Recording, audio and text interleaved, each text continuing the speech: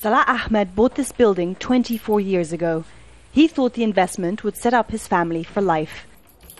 But the rental law introduced in the 1920s means that the rent he collects from 14 apartments totals just under $70 a month. It's like a legal occupation. I used to work in the Emirates and the landowner is like a king there. But in Egypt the owner is like a servant to the house. I know other owners who clean the cars of their tenants to make extra money. We went to look at a few buildings in the area, and they all seem to have one thing in common. One of the main issues that landlords face is that they say they don't have enough money to maintain these old buildings. Now, we're in a basement of one of these buildings, and the owner has told us there is sewage water streaming across from the building next door. There's a lot of damp here, and he simply doesn't have enough money to fix it. And he says that in the long term, this could lead to this building's collapse.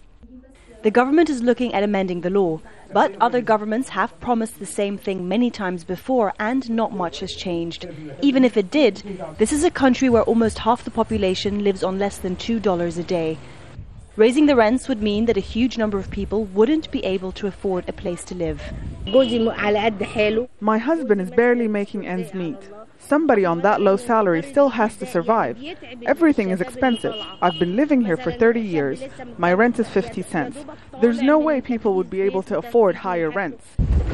But the owners are also struggling to make ends meet.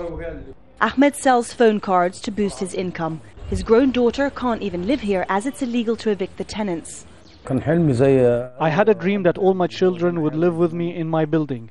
But in order for that to happen, I have to pay each tenant at least $16,000 so they can agree to leave my property. That's something he can't afford. He hopes President Mohammed Morsi will make things better.